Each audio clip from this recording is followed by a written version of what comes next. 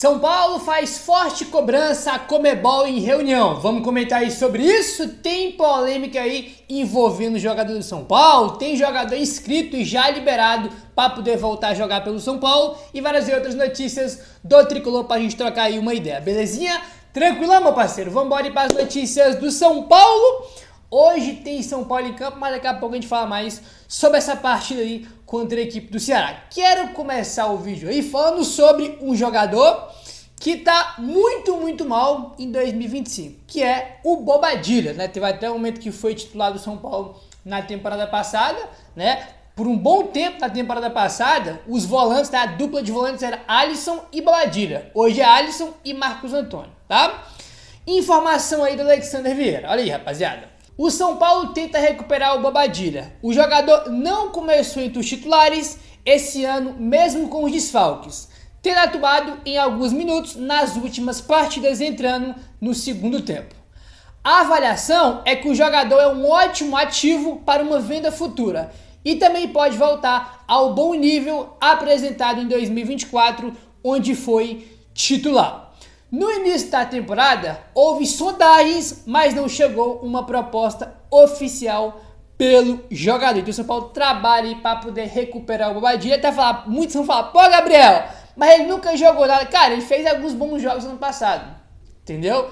O problema dele é que ele é irregular, né? Ele joga um jogo bom, outro muito ruim, ele é muito irregular aí, mas ele teve sim alguns bons jogos na temporada passada, e esse ele não conseguiu repetir isso, irmão, em nenhum momento.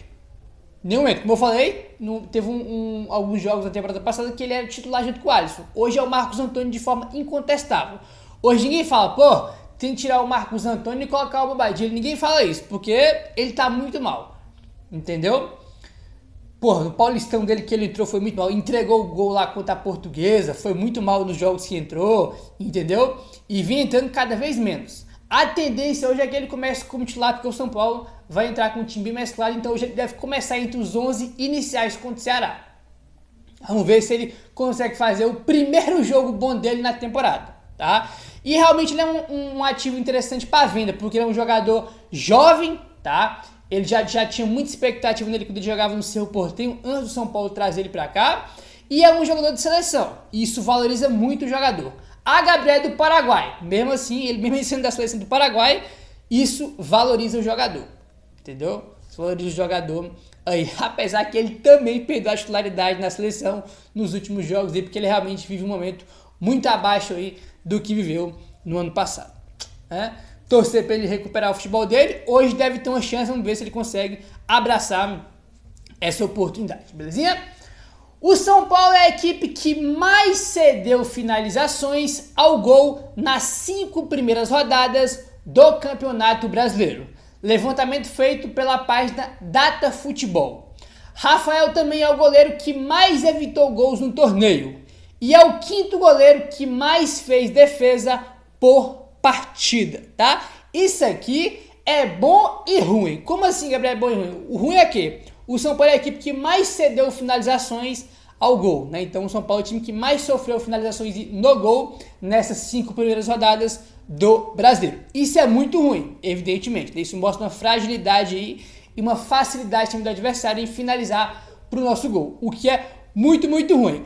O lado positivo, olhando o copo meio cheio, é que quando a bola vai no gol, o Rafael quase sempre está salvando, entendeu? Quando a bola vai no gol, ele tá lá para salvar, fazer o papel dele. Isso é o lado positivo, entendeu? Isso aqui, cara, é algo aí que a gente tem que melhorar. Nossa zaga é boa, temos bons zagueiros, entendeu? Então o Zubeldia, cara, tem que melhorar essa parte defensiva do São Paulo. Não dá pro São Paulo, dos 20 clubes da Série A, ser o time que mais cedeu mais finalização para o adversário, né? Isso aí não pode acontecer de forma nenhuma, né, pô? Geralmente quem tem esse tipo de estatística é times pequenos, que briga para não cair. O São Paulo não pode ter esse tipo de estatística aí, mas repetindo, o lado bom é que o Rafael tá salvando aí o São Paulo. Ele tá fazendo aí, talvez, defesa até que a gente nem imaginava que ele poderia fazer. Defesaça contra o Santos, contra o Botafogo, contra o Atlético Mineiro, realmente vem num momento aí espetacular. O Rafael vem salvando o São Paulo, né? Vamos mudar de assunto agora, rapaziada. O negócio é o seguinte, ó, tem jogador inscrito aí e liberado para poder voltar a atuar pelo São Paulo. O Luan foi inscrito no Campeonato Brasileiro e já pode fazer aí a sua estreia, ou melhor, a sua reestreia, né, aí pela equipe do São Paulo. Ele vai vestir a camisa número 33 no seu retorno. O Zubeldia quer aproveitar o atleta, informação que trouxe aí o Alexandre Oliveira, que o Zubeldia conta com ele, vai querer aproveitar, vai dar oportunidade aí para o Luan, né, já apareceu lá no site da CBF, ele inscrito lá, camisa 33, e o Zubeldia vai aí dar oportunidade para o jogador, tá bom? Aí, tudo bem, ok. Agora, a gente teve uma polêmica aí envolvendo o próprio Luan ontem, tá? Por quê? O blog do São Paulo trouxe informação dizendo o seguinte, ó, vamos comentar tudo aqui pra gente não tirar nada de contexto. O blog do São Paulo colocou: péssima notícia, o Luan foi cortado de última hora e não viajou com o grupo para enfrentar o Ceará, tá? Então, o blog do São Paulo trouxe informação que ele se machucou de última hora e foi cortado. O Luan no seu Twitter, tá? O Twitter oficial dele, ele postou isso aqui também no Instagram, colocou o seguinte, ó: já começaram a soltar mentiras? Isso é mentira. Agora você vai provar que eu estou machucado, tá? Ele comentou lá em cima do post, né, do blog do São Paulo, informando essa notícia aí. Aí depois ele colocou aqui, ó: meu trabalho é jogar futebol e ajudar o São Paulo dentro do campo e não bater boca em internet. Sempre respeitar torcedores, porém fico muito triste nessa minha retomada e depois de todo o esforço abrir meu celular e se deparar com isso. Foi o que o Luan postou tanto no X quanto no Instagram, tá? Então ele ficou pé da vida aí e desmentiu essa informação que ele estava machucado. Tinha uma expectativa aí dele voltar aí pro banco de reservas hoje contra o Ceará, mas ele mesmo de alguma forma nas redes sociais meio que disse que não tá. Por quê? Ele no Instagram, já é outro post que ele fez no Instagram, que ele fala que, né, tá treinando bem, que tá focado, que não sei o que, e que hoje, neste sábado, ele iria treinar normalmente. Então, se ele vai treinar hoje normalmente, ele não vai estar com o São Paulo, junto com a delegação do São Paulo, em Fortaleza para enfrentar o Ceará hoje, né? Então, ele de forma indireta disse aí também que não ia pro jogo de hoje, porque ele falou que vai treinar, tá? Então, tivemos essa polêmica aí nas redes sociais aí ontem, envolvendo o Luan, né, onde ele desmentiu essa informação que o blog do São Paulo trouxe, onde ele estaria machucado, que foi cortado de última hora. Ele desmentiu isso aí.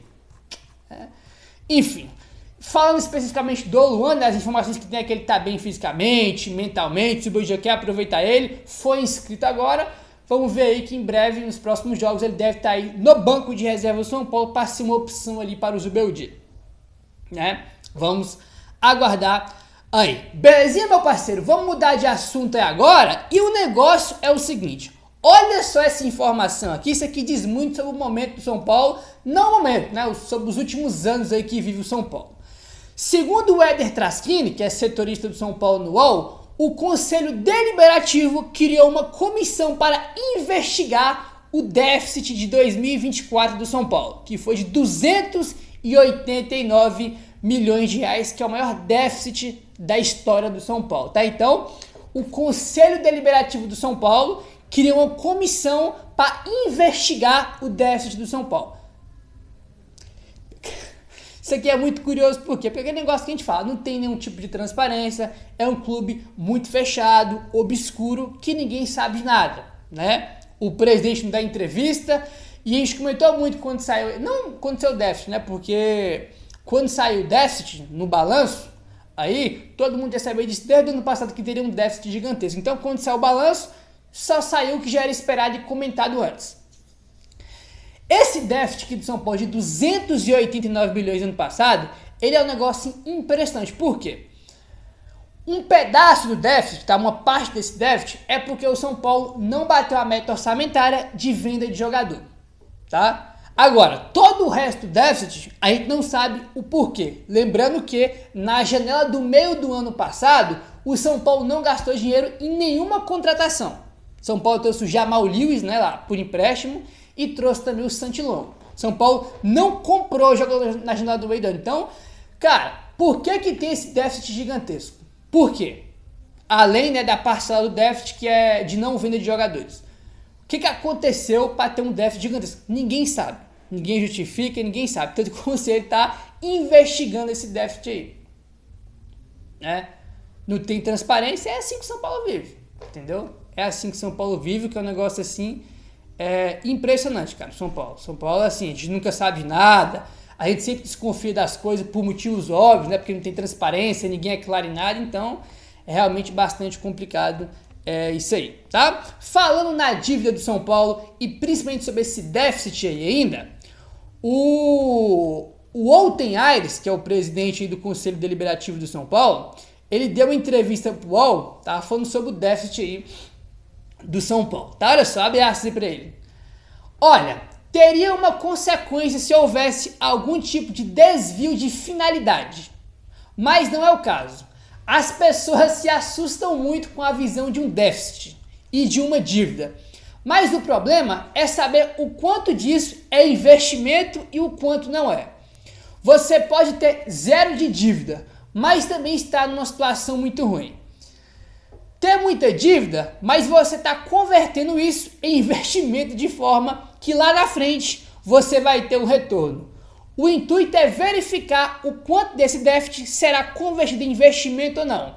O resultado desse relatório é votado pelo plenário, fecha aspas. Que declaraçãozinha mais sem vergonha, né, cara? Pra falar um português, cara, que declaraçãozinha mais sem vergonha, sem pé nem cabeça. Porra, tá de sacanagem, né, cara? Porra, tá de... Cara, esse pedaço aqui é um negócio assim, impressionante, olha só. O problema é saber o quanto disso é investimento e o quanto não é. Agora, os déficits, então, é investimento, tá? É investimento. Então, cara, nós tá ferrado, porque... só na gestão do Casares, dos 4 anos que teve, 3 anos foi de déficit e só 1 ano foi de superávit, que é o ano que o São Paulo terminou no azul. Dos 4 anos, 3 terminou no vermelho e 1 terminou no azul. Entendeu? Esse investimento demorando para sair, né, Outen Aires? Porque a dívida do São Paulo nos últimos 10 anos, não, só crescendo como a gente nunca tinha visto antes na história do clube. Então, esse investimento aí, eu acho que vocês estão fazendo investimento errado, porque a conta não bate não, meu velho. A conta não bate mesmo isso aí, tá? Não faz o menor sentido que isso aqui. E o Outen Aires também, que é o presidente do Conselho do São Paulo, é outro também que não tem nenhum tipo de credibilidade. Estou comentando aqui porque ele deu entrevista e meu papel é vir aqui repassar para vocês, né? Porque esse aqui é outro que também tem zero credibilidade no que fala. A verdade é essa. Ou você acreditou ou te convenceu essa declaração aqui dele. No mínimo engraçado, né? O Outen Aires também comentou sobre o Fundo de Investimento em Direitos Creditórios, que é o FDIC aí do São Paulo, tá? Ele falou que o FDIC tem potencial para arrecadar até 400 milhões de reais, abre aspas aí para ele. O FDIC está funcionando, é um instrumento que é razoavelmente novo e ele está performando razoavelmente bem, mas em um volume de dinheiro que ainda não performou integralmente. Nós estamos falando de algo que pode alcançar 400 milhões.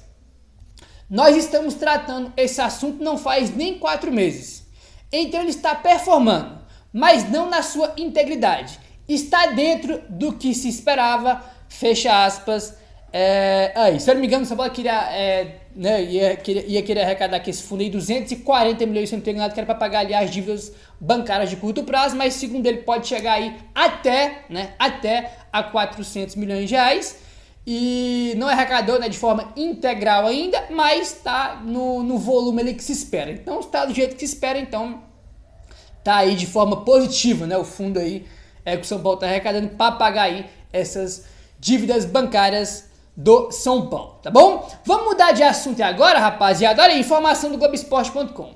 A diretoria do São Paulo aproveitou a viagem a Assunção, no Paraguai, para fazer uma visita à sede da Conmebol, em frente ao hotel onde a delegação estava hospedada para a partida contra o Libertad. O encontro na Conmebol foi entre a diretoria do São Paulo e a comissão de arbitragem do futebol sul-americano.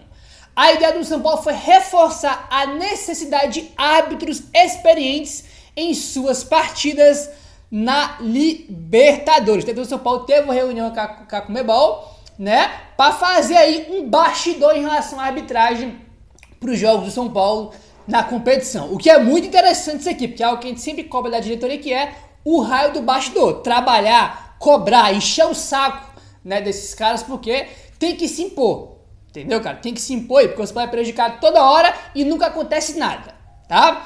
A reunião entre o São Paulo e a Conmebol foi realizada algumas horas antes da partida contra o Libertad na última quarta-feira, tá? Informação que trouxe aí o Globoesporte.com. Aí o G atrás aqui, né, os últimos árbitros do São Paulo, né, nesses 3 jogos que teve até aqui, ó.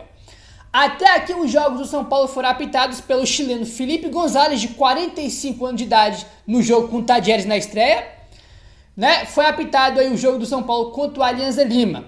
Foi apitado aí pelo venezuelano Alex Herrera, de 35 anos, esse aqui já é mais jovem.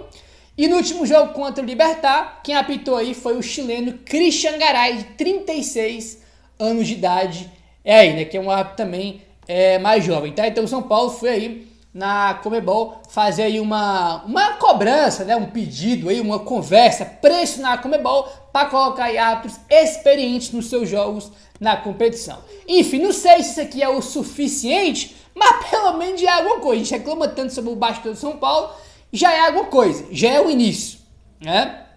Já é um início, aí tem que fazer bastante, tem que reclamar, tem que encher o saco, tem que pressionar os caras, ainda mais um clube do tamanho do São Paulo. Os clubes grandes sempre fazem, Flamengo faz, Corinthians faz, Palmeiras faz, São Paulo também tem que fazer, né, cara? Já é o início aí, né, de uma mudança de postura da diretoria do São Paulo, pelo menos assim a gente espera. Meu parceiro, se inscreve no canal, deixa o like, valeu, tamo junto e saudações tricolores.